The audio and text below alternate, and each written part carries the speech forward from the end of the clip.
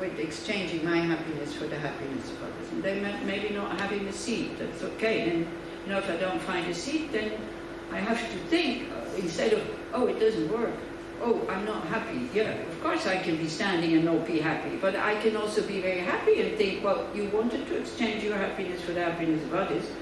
So you can think about all the other people who are happily sitting because you gave them your happiness of having a seat. So this is how small you start. But no, we want to do the big things, and then we fail. And then, yeah.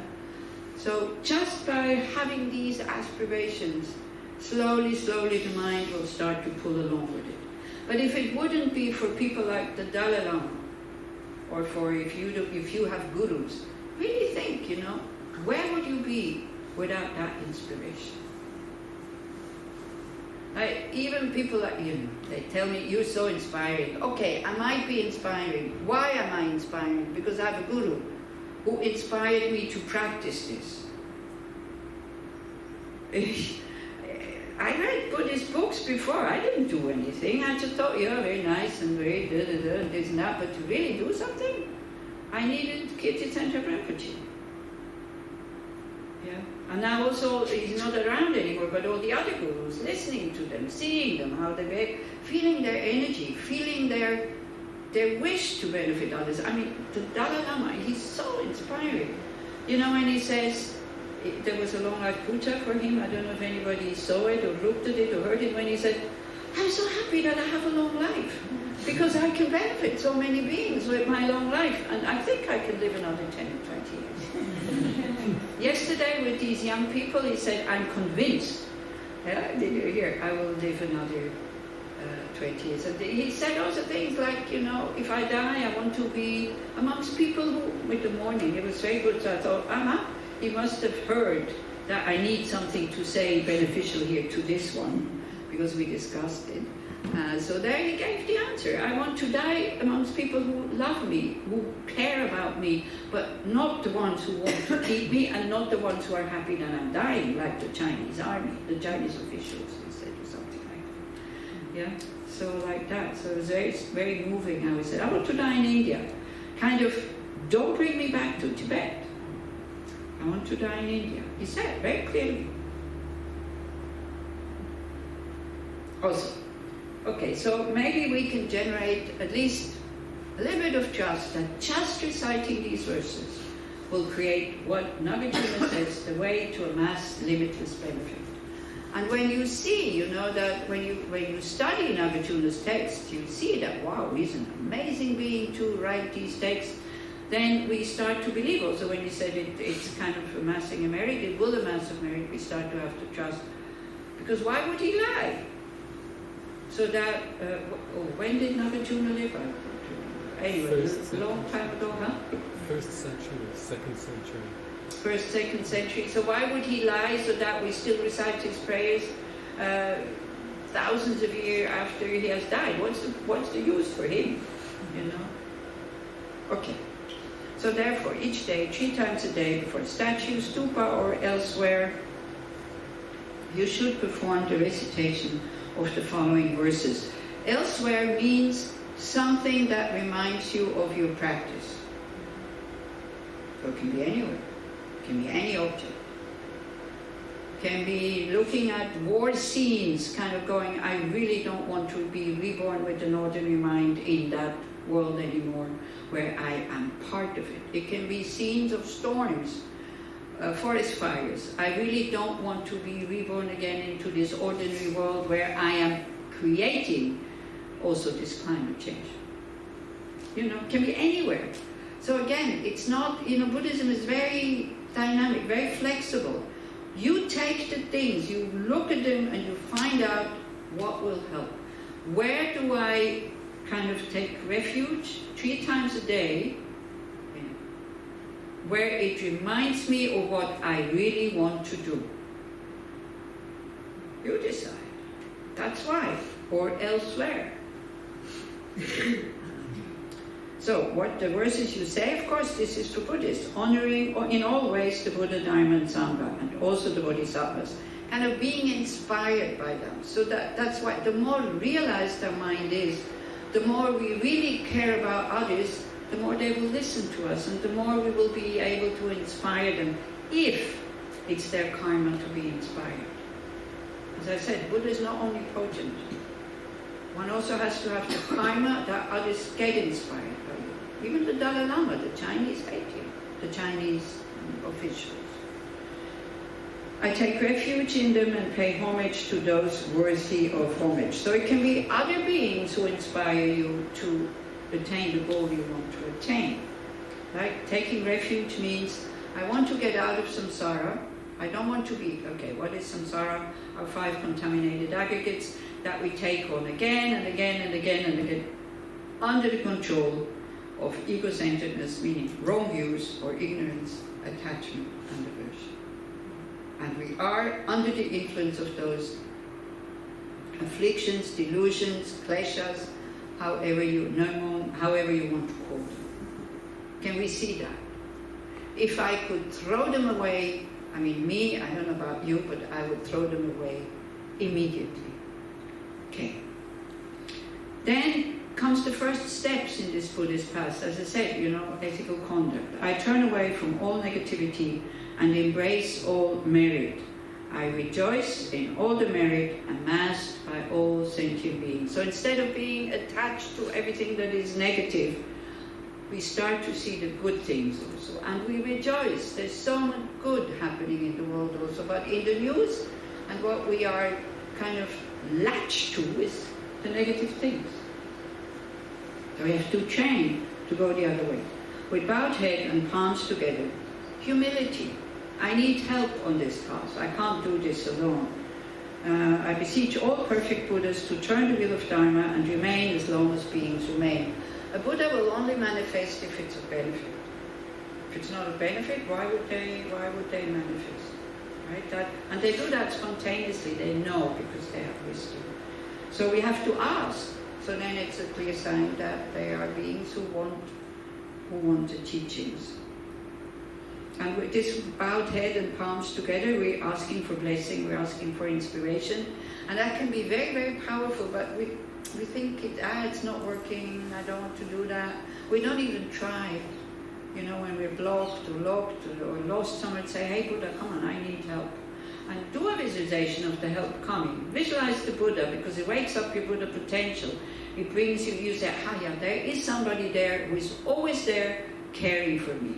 This is for the Buddhists, okay, who have developed kind of the trust in these teachings and all this.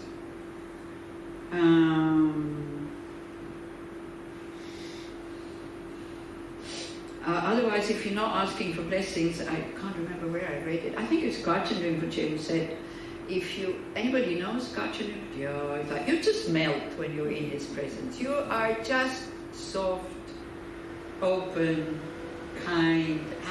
This is what I want, I don't have to talk. That I have this influence on beings, and for that I have to practice further. So he said, not asking for blessings from the Buddha is like sitting on the north side of the mountain and hoping for the sun to come, to warm you up. Yeah, and he also said, we are all the same. We're all like water. But then, because of ego-centeredness, so water just flows, goes into each other, flows very nicely. But then of ego-centeredness, we turn into ice blocks. And then we bump into each other. They can say these very simple things, but that goes so deep, I can only repeat. So through the merit of doing this, like asking the teachings to remain, and the merit of having done and will do, may all sentient beings be endowed with unsurpassed bodhichita. All sentient beings, that means also me. So everybody is clear, what bodhichita is.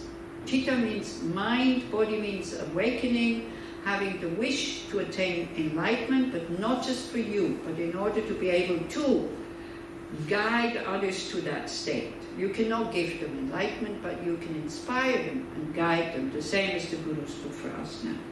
We need to have the skills, and the love and the compassion and the wisdom to be able to do that. Then what he wishes for all sentient beings, him included. So don't make the mistake when we go all sentient beings, oh, all others but not me. It's all. But then also it's not just the wish, it's kind of also a wish, may I be able to contribute to that? Yeah, already now we start to, but we know we can't do it yet, but that's what I want. May all sentient beings have immaculate faculties and transcend the unfree states. May they control their own actions and live by right livelihood. Such a nice thought. Instead of getting angry at somebody who is behaving in a very kind of unskillful way, just this one sentence, may he be able to live by right livelihood and control his actions. Just a wish. Do you think that would, if it doesn't help the other, it helps you, I think, to relax more. Because at least we are in contact with our own goodness that wishes somebody to be well, understanding, they suffer because of their own actions. May all embodied beings have jewels in their hand. Well, that's, why do Buddhists now all of a sudden want to have jewels on their hands? Shouldn't they be poor? No. Why? It's great to be rich. You can share. There's no virtue in being poor. So, being rich for your own sake? No, of course not. I know people, they are so rich and they're sharing that beauty of their estate that they have and their wealth with everybody. You feel totally at home when you come to their house. They have very precious stuff. No fear that you would break something. Nothing. And they're so happy to share. She's 82, he's 75. They cook for us in the course when we come.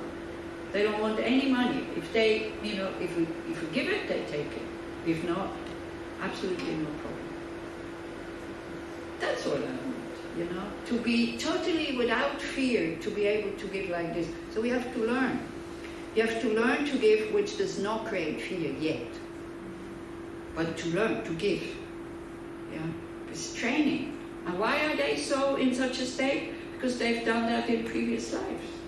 I know other people incredibly rich, but so stingy and so unhappy. I know people who are stingy, rich, but happy. I also, yeah. So it's like, there's no guarantee for anything. So don't think, oh, if I give everything away, I'll be happy. No, not sure. But I think it's a nicer happiness when you're able to share than when you're just, oh, I have so much, But that's just personal view. Okay, may all embodied beings have jewels in their hand, having precious things. Yeah, you wanted to ask something, Shakir. Thank you. Actually, I just wanted maybe to share a thought that you just talked about sharing, and because we are here together in this space, and we can have this kind of awareness that it affects some of us maybe are capable of maybe rejoicing in this teaching, and some maybe have an experience of some sort of suffering in our space, then maybe we can at least wish that we could share and rejoice that at least because the reason we're here is from our good heart, that all of us both on the both ends of this spectrum will benefit from the thing that we do here. Yeah, that's what this is all about. Of course, that's what the aspiration is, I think, all about. But sometimes you're not really aware what a present you are to the present world. Present a gift. What a gift you are to the present world, wanting to work with your negative emotions, wanting to develop a good heart. You're so important for this world. You don't have to succeed all the time. May a limitless amount of all kinds of necessities remain inexhaustible for as long as cyclic existence endures. So material stuff is important. We need to survive. We have a body. We need food. We need shelter. We need clothes. We need medicine. So may, this wish, may through my practice, like as it started, may by me taking refuge and generating bodhicitta, may all this happen. At all times, may all people born of low status become supreme persons. May all beings be endowed with intelligence and legs. It's a bit strange, but anyway, may they be human, probably. Not snakes and, stuff like that. Don't know. May all beings have a good complexion and also good physique. May they be radiant and pleasant to behold. Free of illness, may they be strong and live long. Again, it sounds strange, doesn't it? Like, why would they want to be attractive? What's the point? But if you're attractive, it's much easier to inspire people, Very much beings are attached to attractiveness. So like this, maybe it's not for you, it's because you want to be of benefit to others. Because we still have this kind of body thing, isn't it? This and that. You can manipulate it a bit and say, may everybody have the body that they want. So that not so much effort goes into this body the way they want it and it doesn't work. Do you see what I mean? Yeah, we can see it in that aspect. May everybody have the body they want, so they don't need to put so much effort in making the body like suntan, slim, fit, all, these kind of things, the hair like this, that like that. Okay, may they gain expertise in skillful means and become free of all sufferings. May they be devoted to the three very sublime ones and have the great treasure of Buddha Dharma. May they be adorned with love, compassion, joy, the ability to remain equanimous in the face of hardship, generosity, ethical conduct, fortitude, joyous effort, meditative stability, and wisdom. That goes for everybody, me also. Thus adorned, may they complete all the collections and obtaining brilliant signs and marks. May they traverse without hindrance the 10 grounds to the inconceivable. That's the Buddhist path. May I also be adorned with these good qualities. So he makes sure that he is included. It's quite funny that maybe also at that time already people were thinking only the others, but not me. May I also be adorned with these good qualities and all others as well. May I become free from faults, and may I attain supreme love for all beings. May I perfect the virtues to which all beings aspire. May I always dispel the sufferings of all beings. In all worlds, may all beings who are feeling anxious due to fear become completely fearless merely by hearing my name. That would be nice, isn't it? This is a child, this is the attitude of a child who thinks the mom is not there and hears some noise and think, mom is home. And immediately you may have this kind of being able to give people the sense they are safe with me. That at least from my side there will be absolutely no harm, no intention to harm them coming. Wouldn't that be wonderful? To be able to make people feel safe and calm down. Like the Dalai Lama can. I mean, look at people's faces when they look at him. For that moment they feel safe. And they're in contact with their own ability to be kind and loving and all this. From seeing and thinking of me, and from merely hearing my name, may beings become clear-minded, undisturbed, and at ease.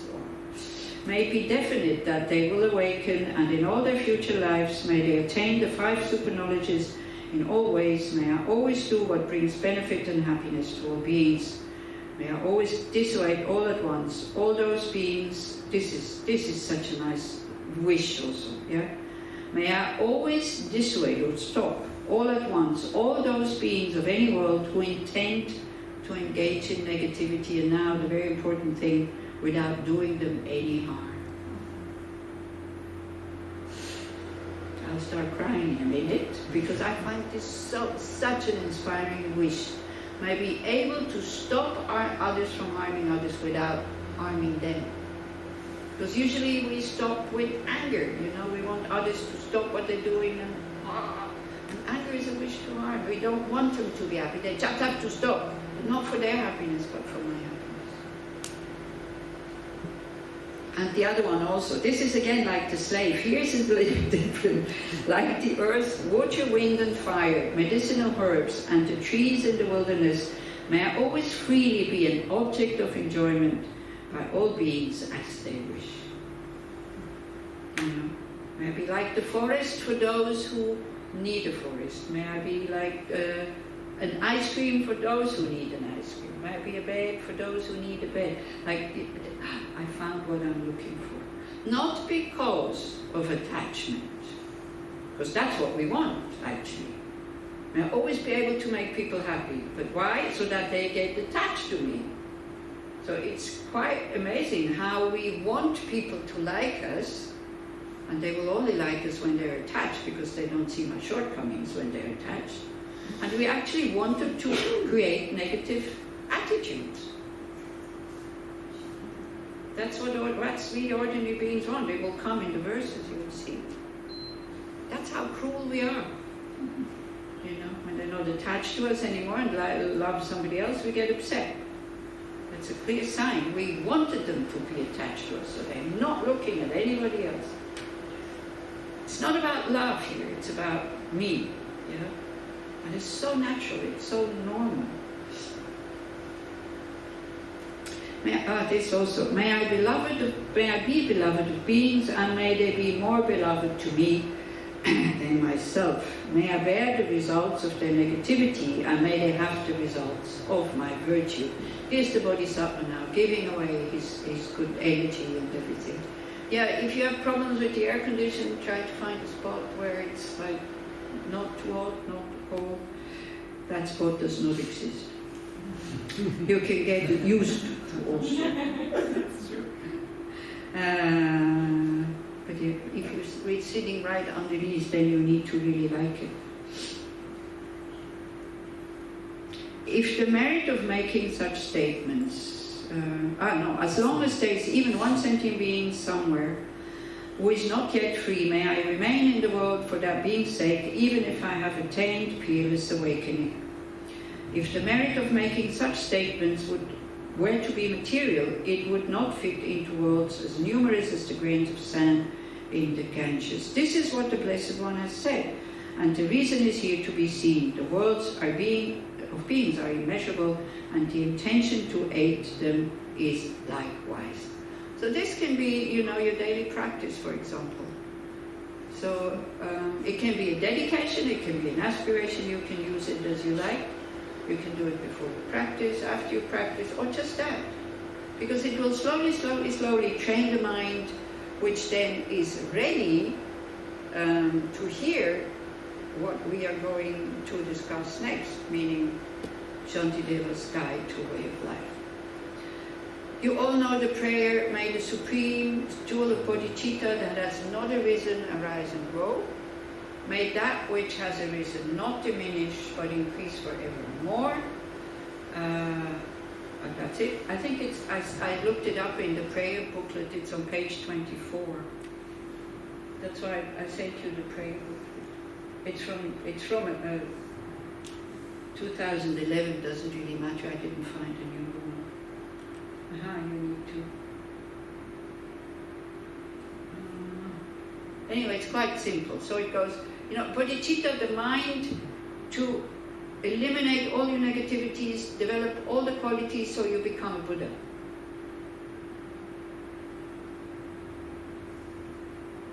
Oh, on my computer it's in Hebrew, but it doesn't matter, the English is in English.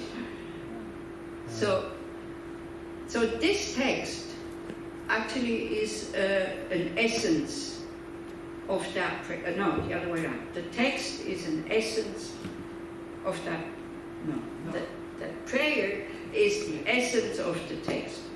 So, chapter 1, may the supreme jewel of bodhicitta that has not arisen.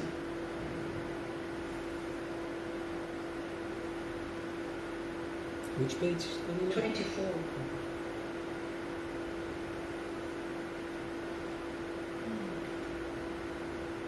Now it's coming. There. or here it says, may the precious body-mind, so not yet born. So chapter 1 talks about the advantages of developing bodhicitta. Yeah?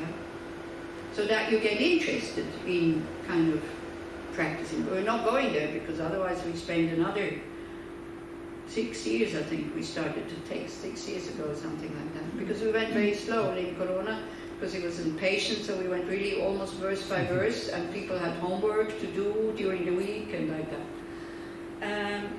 So that's chapter number 1. Then chapter number 2 and 3 is about kind of getting rid of the difficulties or the obstacles that we have to develop or to have an interest in bodhicitta. So it's all about purification. It's all about death also, you know, kind of being afraid not to be able to do in this life what you want to do. It's about creating the merit. It's the 7-limb practice in a very, very extensive way. Very beautiful also. So what I read at the beginning, it's from the 2nd chapter. You know, the aspiration to rejoice with the well-being of others and these kind of things. Purification. It's like evening out the field and taking the stones out to be able to throw the seeds in it that come afterwards. So may it develop, may it arise. So that's chapter 1, 2, and at the end of chapter 3, he takes Bodhisattva vows. So he said, that's what I want to do. 4, 5, and 6 is may it not decline. So it's about conscientiousness and attention, sometimes it's called, what is it called? They call it mindfulness Awareness. in this one. Huh? They call it mindfulness in this one. It's called mindfulness, okay. So it's all about ethical conduct. It's all about how you have to guard your body, speech and mind constantly, and sometimes also scolding himself and say, hey, you stupid idiot, you develop bodhicitta, now you're letting all these people down by again going in the old tracks of self-concern and this and that. So already there, you know, if the wish to have bodhicitta is not there, then you think like, why? I'm already beating myself all the time. Why would I do it more? Right? He's playing with his mind. Sometimes he praises himself, like, you know, I have this Buddha potential and this is wonderful. And sometimes he really goes like, hey, you stupid idiot, why do you do this? And he has conversations with himself. You know, the self-centered mind saying something, a good argument, and he comes with another argument. So this is what we have to understand. He basically talks to himself because at all costs, he doesn't want to lose the interest in generating bodhicitta. So he knows himself, what he needs at what moment. So when you use this text as a practice text, because it tells us what to do, how to practice, you also need to know which chapter or which verse you need at what moment. Like for example, in 7th chapter, which is, well, let's continue in the right way.